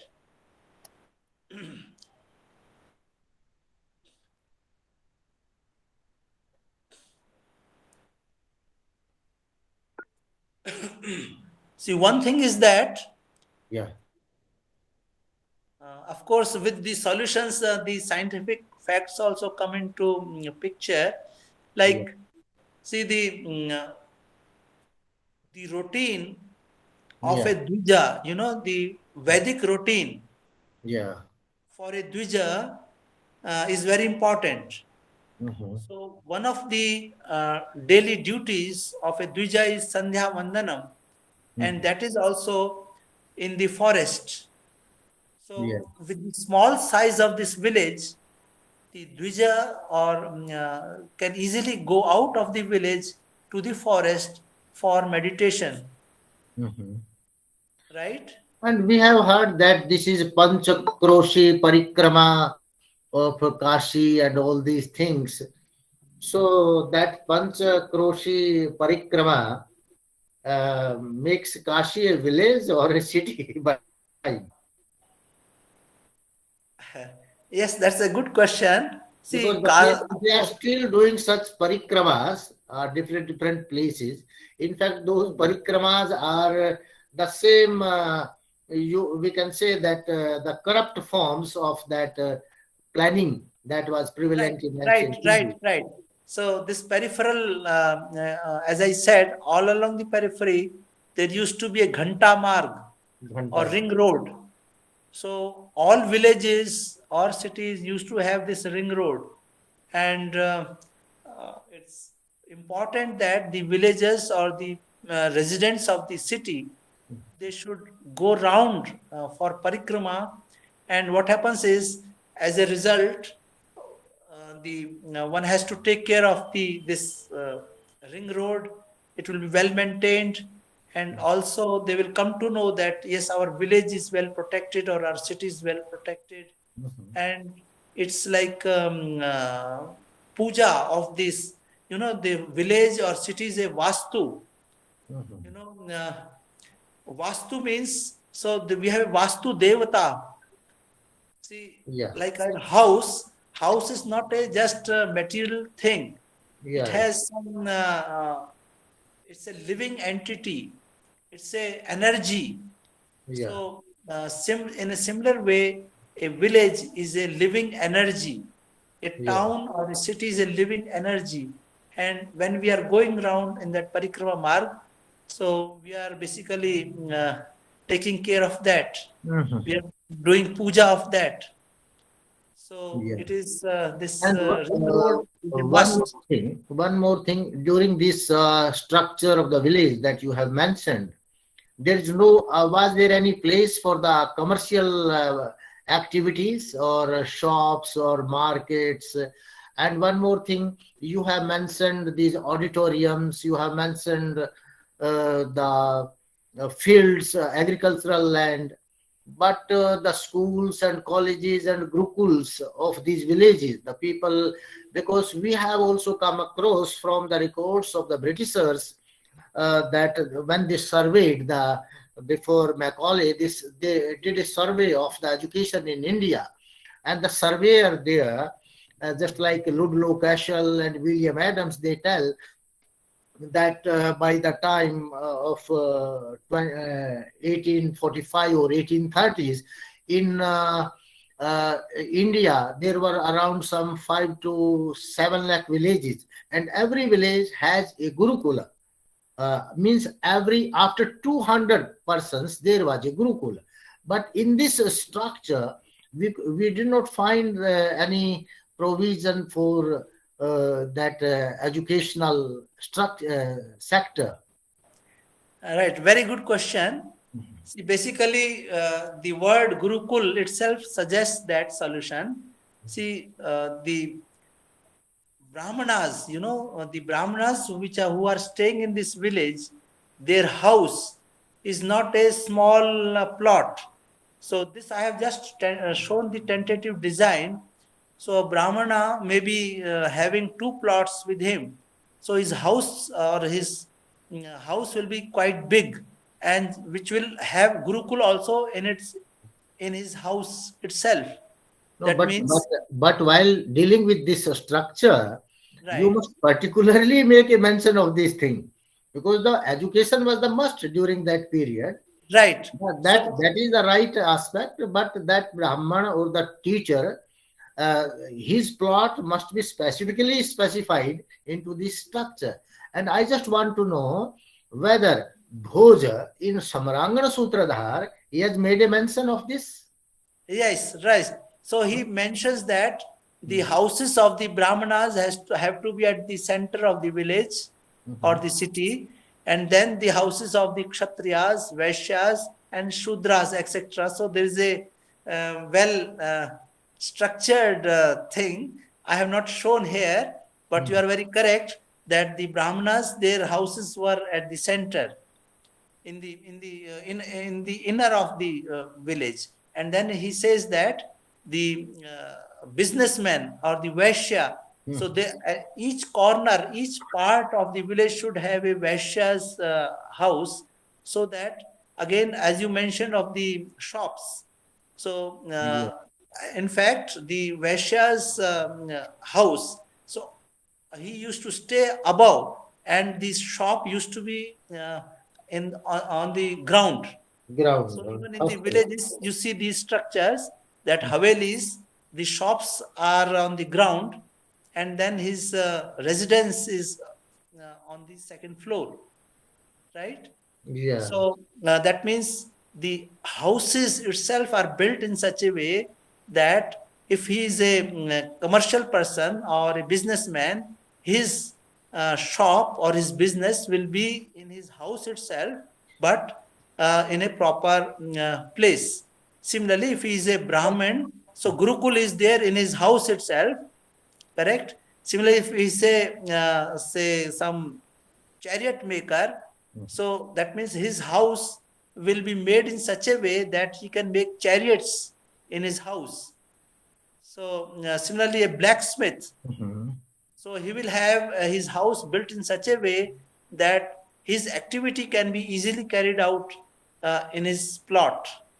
So And that one means more thing, from historical mentions, we find that some Gurukulas used to be there outside where Krishna and Sudama they read. Those Gurukulas were not inside that periphery of the kingdom or that area where the king used to reside.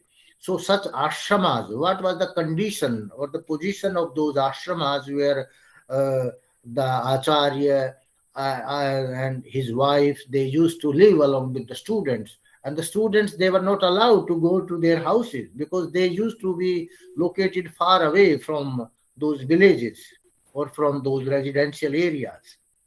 That is also historically we get this information. right. That's again a good question. So if you will go to figure 3, that is page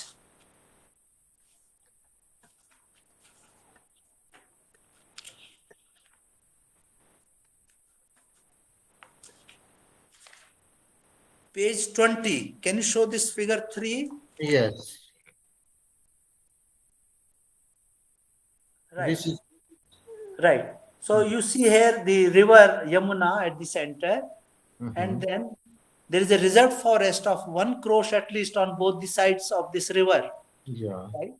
Similarly, for whether it is Ganges or Yamuna, all rivers used to have a reserved forest of around 2.5 kilometers on both the sides. And the ashramas of the basically they were Vanprastha ashram.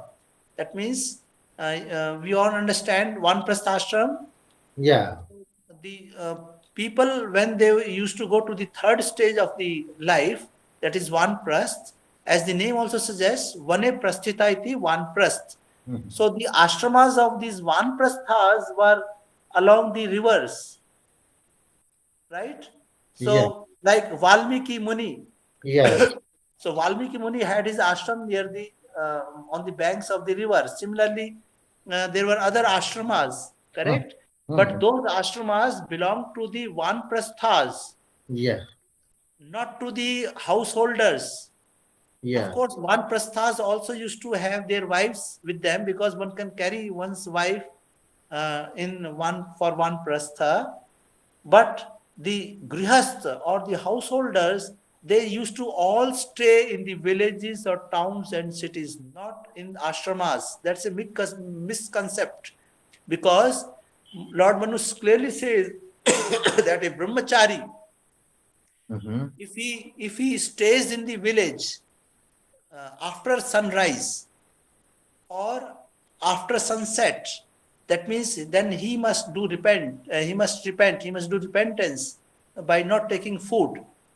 So which is very clear that a brahmachari used to stay in the village, and for his Sandhya Vandan he is going outside the village. That means the Gurukul was in the village itself. So those villages or towns and cities were so well planned, they were so well structured that our Gurukulas or Brahmacharis used to stay there itself in their houses, Guru's house, which were in the village or town or city, not outside the village or outside the town or outside the city. There's a misconception. So No, even Ram or Krishna, yeah. they all used to stay in Gurukulas, not in ashrama outside the village. That's a big because so much adulteration has taken place in Mahabharata. That's not a correct concept. In Ramayana, again, I have brought out that purified version. It's very clear that, of course, there is no mention that they studied in the ashramas. Only it's mentioned that Guru Vasisht carried out the very sanskaras. But I think if you go through Satyarth Prakash, what Swami Dayananda says, that these pathshalas and all these things, they should be away from the residential areas, so that the students, they may not come to their parents. Right. So the student is not. No, but What historically, Swami Dayanand has given Yeah. the concept in Yeah. terms of the modern times. But if we see the Vedic culture, there, see, No, but in Vedas also we do not find any such thing, that where the locations of the gurukuls or the locations of the residential areas and all these things, there's no specified over there. again, Although all right. in Vastu Granthas and this Samrangana Sutradhar, we have some inklings, but that's still a point of dispute. Yes, again, I Because it's a the point. house of a Brahmana or a scholar cannot house so many persons, cannot house many students there itself. Right. And Right. if the students will go to his house for study, then they will, in the evening, they will come back to their parents. Because how so many students will stay over there? Right. So now the answer is, see, this is a misconcept that a guru's disciples are 100 or thousands. Basically, each Brahmana used to have, say, around 10, 15, 12, 2, 3 disciples with him. And now, how this is there? See, Manu Maharaj clearly says that a brahmachari has to bring bhiksha. Bhiksha. So for bhiksha, he's in that village, he's going to the other householders to bring bhiksha. And the brahmachari is coming back to his guru's house. Now, you are saying that the parents, because he will go to his parents' house or his own house, the thing is Gurukulam. That means the student was generally not staying in the same village. He was being sent to the Guru's village, which was distant from his own village. That means his house is not there in that village in general. Means the students of the same village, they used to go to the guru of the other village. Right. Ah. Other village or distant village or town. This is how the exchange was, student exchange Right. was taking place. Right. But this point may be noted, and we can have some thought over it. But certainly, when I was going through all these Vastu, Granthas, and all, they are particularly talking about the residential areas. The stress is upon residential areas. I mean, not even, no doubt, when some Vaishya is there, he will do his Vaishya activity in his house. And if Shudra is there, he will do all the productive activities in his house. And this is how the village used to be called as self-dependent, because Right. every person. And then if there is any mention in a particular village, how many brahmanas should be there, how many shudras, vaishyas, kshatriyas should be there, is if there is any this type of mention is there regarding their Yes. number of persons. Yeah. That mention is not there, in fact, Yeah. but it's clear that And the Dvijas, population of a village, how much the population of a village should be there? right, that I have brought out. The population of a village is around 20,000 20,000. at most. And if 20,000 population is there, so younger population who may be college going, school going students, how many can they be? Some you Right. may call some 5,000, 3,000, 4,000. Right. Then there is a need of many villages, because that during the time of British rule, when they just this implemented British education in India, the English education in India, it is said that after 200 students, there was a school, there was a Gurukula, 200 students during that period.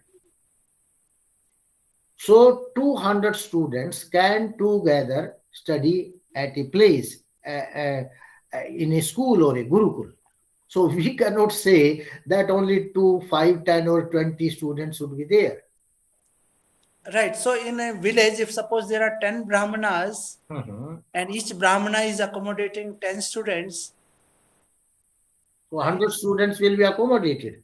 But the Right. village may have some 2,000 students, 4,000 right. So students. right, out of 20,000 population, I'm wrong in saying that there are only 10 Brahman houses. There may be more, like No, but my point is that you must also give stress to this particular sector, education sector, whether there Right. is some particular mention is there, because sometimes these things are neglected now, because our main stress is upon some village formation or so, but they may be neglected, or you just try to find out whether the educational sector there is some particular stress is there on how many, what should be the area of a Gurukul and the distance from the village, or like that, if it is there. yes, there is no mention like that, as I pointed out, that Yeah. each Brahmana's house is acting as a Gurukulam. Mhm. Now, second point is one has to be take care that there is a bifurcation, there is a classification. That Yeah, means we have Dvijas who used to study Vedas, yeah, and then we have non-Dvijas or the working class which was not studying Vedas, but they were just studying Vyakaranam or mathematics, Ganita, yeah, etc. Right? So those that means the working class students, they don't have to go to the Gurukul. yeah. For them there has to be a provision like a school, etc., where they can come and study mathematics, science, etc. So it is only for the dvijas that they have to go to the gurukulas. Oh, no, it means there was a separate study for Vedas, but for skilled jobs, there were Right, some other families who right, were expert in making. Some were expert in making ships. Some were expert in making other chariots or other types of right, things. So right, those students, they used to have their training with those families. That is why right, this family system became more developed in ancient India, and everybody used to have get training of that particular skill in his own trade, family itself. right, So right, this right, also became prevalent, but I think this became prevalent during medieval period. In ancient period, there must have been some other system, because I have heard that in Surat, in Gujarat, there were certain families who used to make ships, and in Samrangan Sutradhar itself, King Bhoj, he mentions in that Yantra Adhyay that I have given all these things, but I have not given their technique, because this doesn't mean that I don't know the technique. The technique was there, but I'm not mentioning, because some paramparagat experts, their copyright is there. He wants to say that they have their copyright on these things, and this is how their copyright will be leaked out, and other people, they may start working over it. So he's not leaking those formulas for making those robots or aeroplanes, what he mentioned over there. So this family system was also there, but by the time of Bhoj, he writes all these things. But so far as the Gurukul education and all these things were there, I think everybody could have gone to the Gurukulas, and if he wished to have, uh, and there was no such necessity also to have the education of Vedas and Shastras. So anybody was free, whether he want to have some skill education or the Vedic education. It was their choice. But there must be some in the village itself. This whole setup was there, so it appears to be somewhat ridiculous, uh, because excuse me, for there training was purposes, there there must be was a separate system.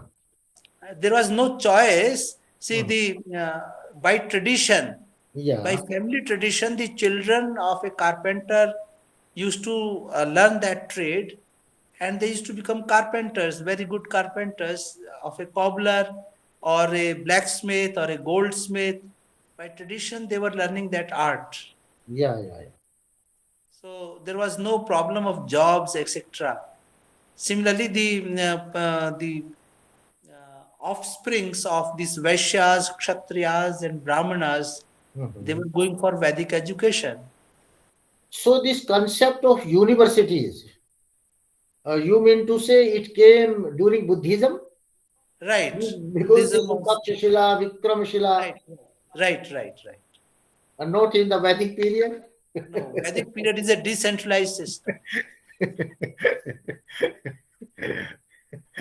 so then there will be a problem.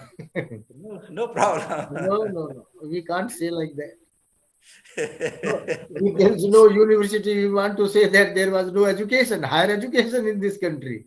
No, no, there was higher No, education, no. but it was It must be decentralized. like no, decentralization must be there, but if the concept of higher education is there, then there must have been some bigger system of education. The small houses, the higher education system cannot be imparted. We think it's a small house, but basically a scholar who knows four Vedas, you No, know. No, what I want to say, even in Samrangana Sutradhar, Bose has not mentioned all these things. He has given this criteria of the residential part. He has not talked about this educational sector. He is talking about this one.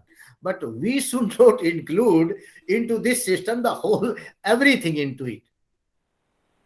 So let that develop separately, because this is only for the residential purposes he is talking about. Right. So He has we not can discuss particularly that mentioned all these things. education afterwards. Now we are. No, no doubt education was a sector, but particularly he is not mentioning it here. It is not the subject of his dealing. He is just talking about the residential sector, how the residential sector should be developed. So his emphasis by that time was on the residential sector itself, but the education also developed, and there were big system of educations were there. Either you call that those ashramas or gurukulas, whatever is there. Gurukul, no doubt, it may be the house of a guru also, but the ashramas, the seers who used to live in forests, they were also imparting education to the students. See, they were not The imparting sannyasis, education. the Basi- peripatetic monks, they used to move around the whole nation just to impart education. So everybody was, the act of proliferation of knowledge was there, no doubt, whether it was a sannyasi or a vanaprasthi or a brahman, everybody was engaged in the proliferation of the knowledge. So I think this part we must confine to the residential sector only. Through this, we should not derive the educational sector. Then it will be have a very adverse impact on the Vedic, on the education system of India during Vedic age. And this is not going to be in conformity with the Dayananda's principle of education also. No doubt, in village houses also, a teacher could teach. These days also, the teachers, the students, they come, they get education, they get tuitions with those teachers. But some, because during British period also, the Britishers says that there were 1,500 schools of surgery in Tamil Nadu district itself. They were not working in the houses. There must have been some structure, some educational system developed over there. And when they talk about that, there were some 15,000 institutions of higher learning, they say like that. So this was not developed on the after the fashion, or the ancient, these in 18th century people did not copy it from Britishers, but it was the independent infrastructure of education was there. And they also say that this whole education system was the social subject, it was not the state subject. The people of the society, they were funding it, they were giving donation, charity to the gurukuls, and where the students, they were getting education. So some infrastructure of educational infrastructure was there, but here the in Samrangana Sutradhar, Bhoj is talking about only the residential sector. He's not talking about that educational infrastructure and all these things. If these things will be discussed, he should have devoted some separate chapter for that. But his main emphasis was for this residential and all these things.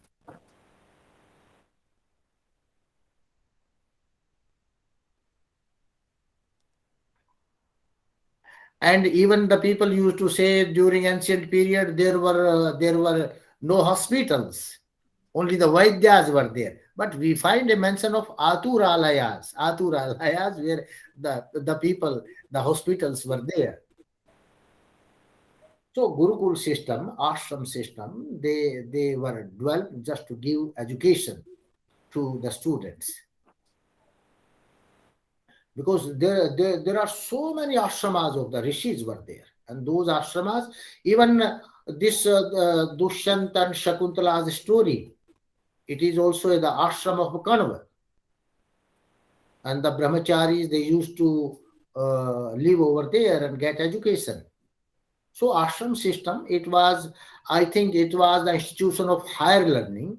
And this Gurukul system, we can say that it was the institution of some uh,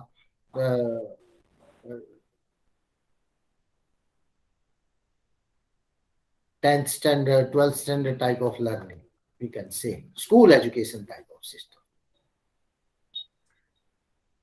So it's a good thing if anybody wants to say something or make comment, you are open. Sir बहुत अच्छा लगा सारी परिचर्चा को सुनकर के जी रामचंद्र जी। और हम बहुत आभारी हैं कि आपने इतनी अच्छी संगोष्ठी का आयोजन आज किया है सर। इसके बारे में तो बहुत सारी चीजें हैं, कुछ मैं भी साझा करना चाह रहा था और लेकिन वो फिर कभी करेंगे। लेकिन कल भी जिस तरीके से रहेगा। निरंजन लाल मंगला सर ने और आपने इस तरह से रखा, वो अपने आप में बहुत महत्वपूर्ण है और इसके जो आयाम निकले हैं वो बहुत ही विशेष रूप से विचारणीय है। पिछले दिनों मुझे याद है राधा वल्लभ त्रिपाठी जी ने इस विषय पर एक बहुत अच्छा लेक्चर दिया था। विशेष करके उन्होंने कौटिल्य अर्थशास्त्र को आधार बना करके दिया था और उसमें इसके बारे में कुछ एस्पेक्ट्स उन्होंने शेयर किए थे। तो बहुत अच्छा है और कल की जो संगोष्ठी है उसमें कुछ समाधान भी मिलेंगे तो उसमें भी सहभागी रहेंगे।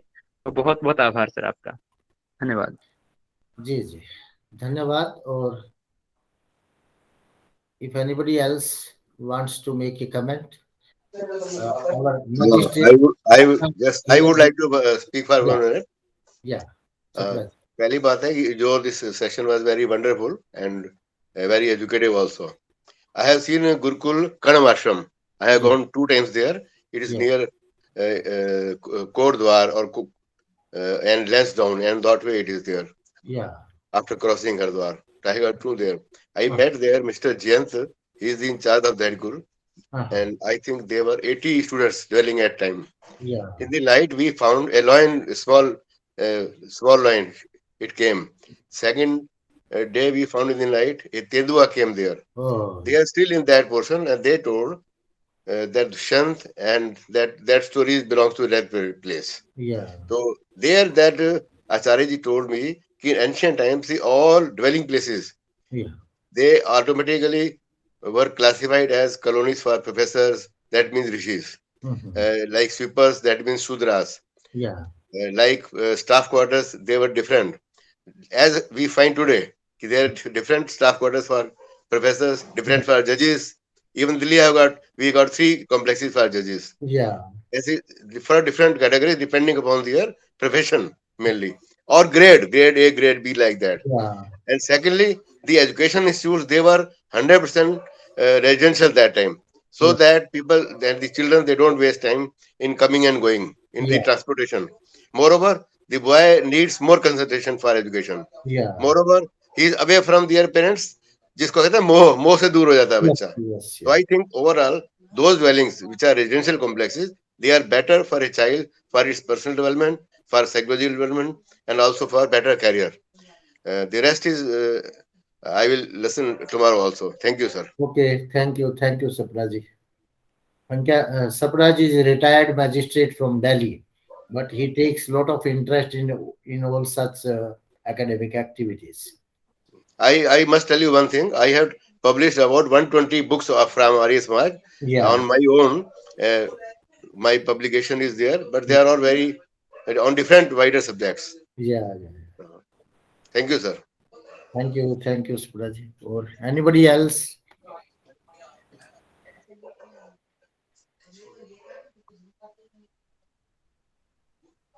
So I think we had a very good discussion on all these subjects, on this subject, and tomorrow also we'll assemble just to proceed this discussion further. So I thank you all for your gracious presence to make this talk a success. And Dr. Niranjan Mangalaji, he has done a lot of work, and seriously, he's a serious student of Veda, although he was earlier a science student of science, but now he is a serious student of Veda, and he's doing a lot of work in various aspects of Vedic studies. He has just recently published a Mahabharata, Sanshodhit Mahabharata, Ramayana, and Manusmriti also he has published. So those two books are with me. Then he proposed, he gave an article on this Vedic planning or city planning system to me. Then I told, let me have first arrange a talk by you on this subject. Then we'll proceed further for its publication. So I thank Niranjanji and Professor Anand Kumar Sharma ji, Dr. Arun Upadhyay ji, Om Shapra ji, Ashwini Rajpal ji, Dr. Ramchandra ji, and all our friends who attended this seminar from we have Ram Swarup ji from Trinidad, we have Vivekananda Mahavir ji from Canada, and I think we have somebody from Mauritius also. So I thank everybody for making this seminar a success.